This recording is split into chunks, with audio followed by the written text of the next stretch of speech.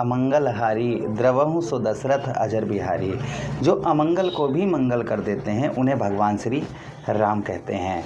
जय श्री राम। प्रिय धनु राशि के दर्शकों, आज हम बात करने वाले हैं मंगल देव की ही कि मंगल देव का प्रभाव आपके जीवन पर ठीक 3 अप्रैल से लेकर और 7 जून 2025 यानी कि मंगल देव आपके ठीक पूरा तत्व भाव अर्थात अष्टम भाव पर गोचर करेंगे।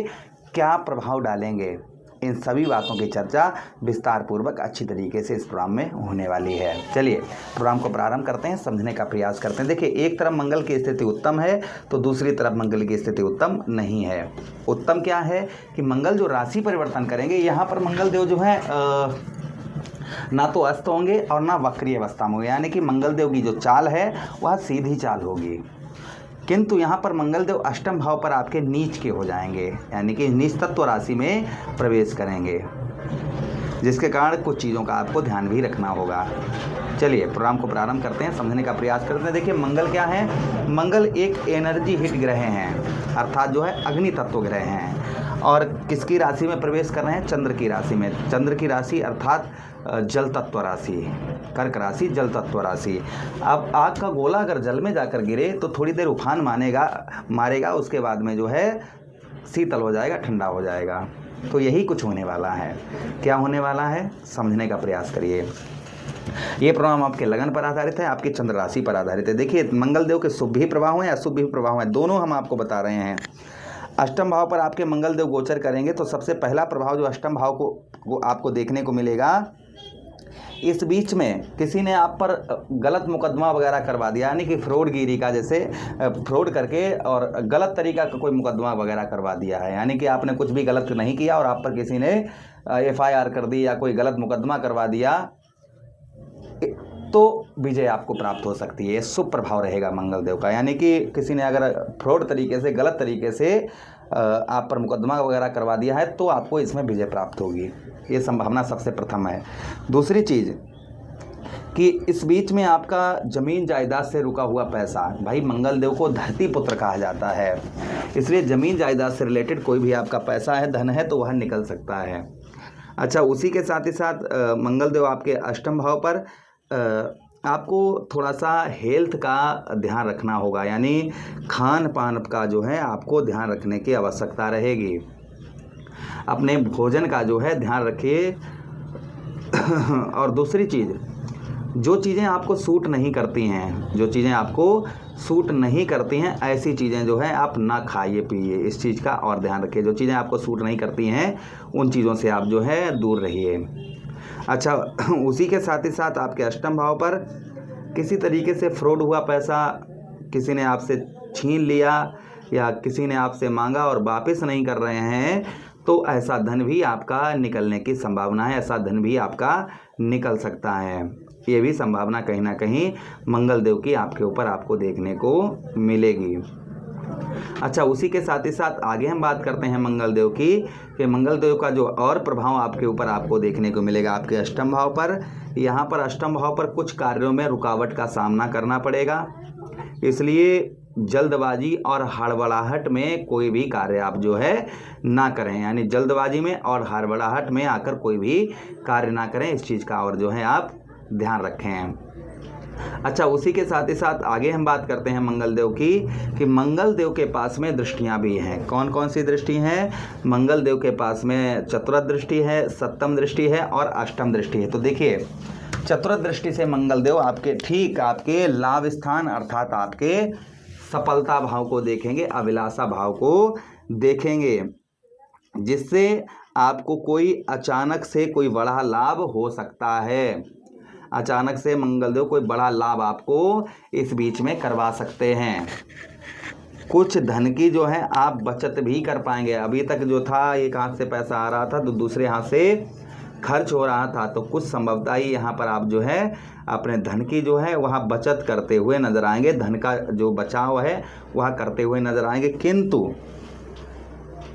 यहाँ पर आपके जोड़ों में हड्डी से रिलेटेड परेशानी है तो वह चलेगी, जोड़ों में दर्द परेशानी का आपको सामना करना पड़ेगा।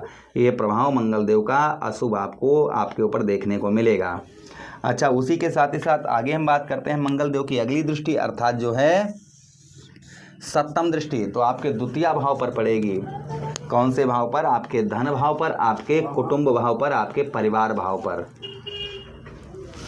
जहाँ पर ये दृष्टि डाल रहे हैं मंगलदेव वह उस तत्व राशि है इनकी, उस तत्व यानी कि जो उच्च की राशि है।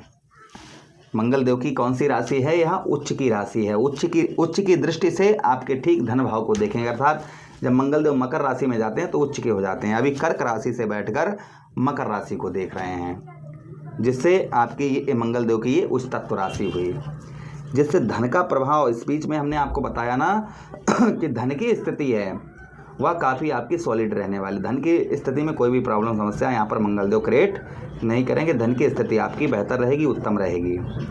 अच्छा, उसी के साथ ही साथ आगे हम बात करते हैं मंगलदेव की कि मंगलदेव आपके ठीक आपके द्वितीय भाव पर परिवार का सपोर्ट आपको उत्तम अच्छा प्राप्त होगा। इस बीच में किसी से प्रॉमिस बाधे वचन करेंगे।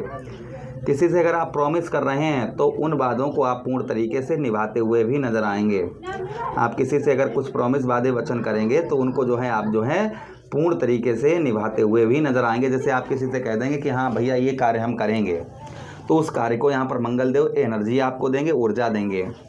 नेत्रों में नेत्र संबंधी समस्या हो सकती है, यानी कि आँखों के संबंधी, आँखों में दर्द पीड़ा या आंसू आना, ये थोड़ा बहुत आपको मंगलदेव का यहाँ पर थोड़ा बहुत आपको परेशान कर सकता है।